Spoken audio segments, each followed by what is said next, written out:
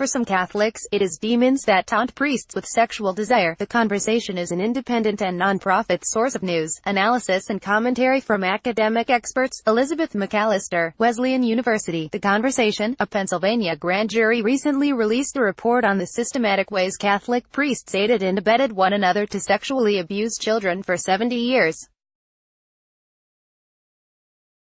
It reveals once again how the strict patriarchal hierarchy of the Catholic Church gives rise to conspiracies of silence and allows for routine cover-up of crimes.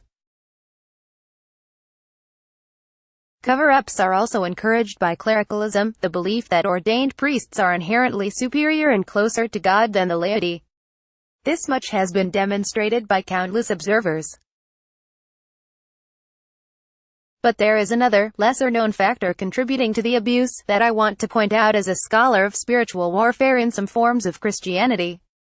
This factor lies in the realm of belief. In some strands of Catholic thought, when priests abuse children, it is because they have been tempted by demons, and succumbed. History of demon beliefs. The Catholic Church invites priests to view sexuality as a battle in the war between good and evil. Spiritual warfare is one name for this view of the world, and it has a long history in Catholic teachings. The idea of demons has been around since antiquity, in the Mediterranean world, the Middle East and elsewhere.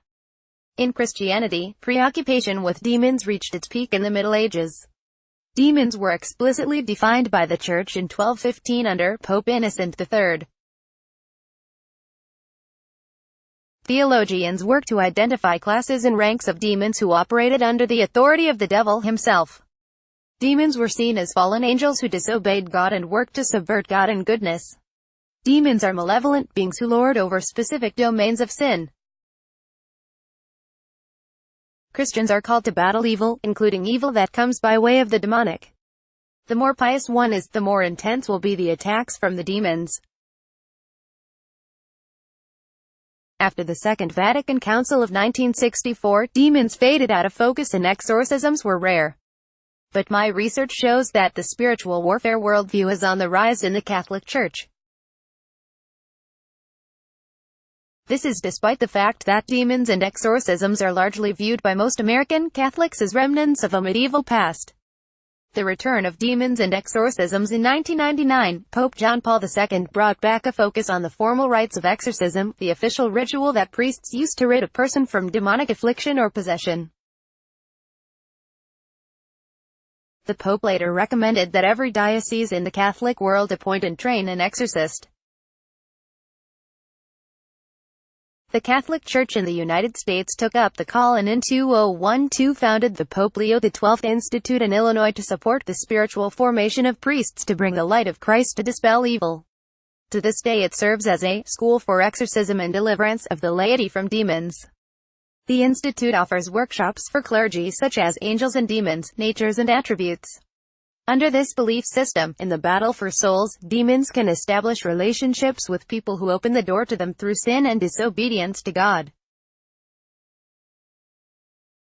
If someone masturbates, for example, which is a mortal sin, they are opening the door wider to demons of more serious sexual perversion.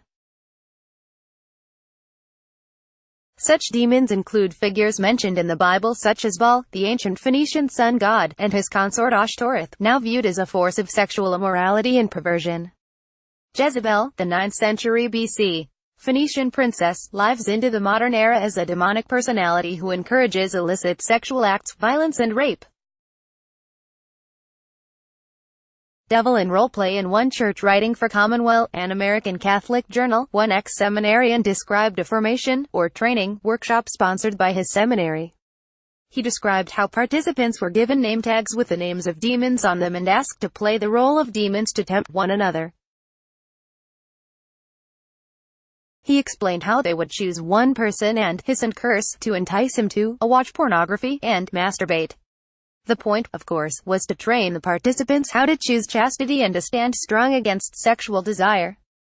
To be clear, this is only one documented instance. However, I would argue that it points to the Church's current preoccupation with evil spirits and the need for priests to ritually remove that evil. It is sobering that one seminary should choose to offer those training for a life of service and celibacy, a role-play of hissing demon impersonators, as a way to govern their conduct. Medieval practices in today's church. Ascribing sexual desire to demonic temptation takes away the blame from the perpetrators. It puts the cause, the consequences, and questions of accountability into an invisible world populated by angels and demons, sin and repentance. Suggesting that the offending priests were afflicted by demons is a version of the devil made me do it. There is a second heartbreak. Many of the abused report feeling guilty, as if they had sinned themselves. I have heard from my own research participants that because sinning opens the door to more demons and more sin, then some abuse survivors think of themselves as being in relationships with personal demons and more vulnerable to demonic attack. As investigations continue into the institutional factors allowing for this horrific abuse, it may also be pertinent to look into some of the intellectual and theological elements at the heart of the Catholic tradition. For some branches of the Church, this includes the medieval world of demons. This article was originally published on The Conversation. Read the original article here, http://theconversation.com/for-some-catholics-it-demons-that-taunt-priests-with-desire-10 1935.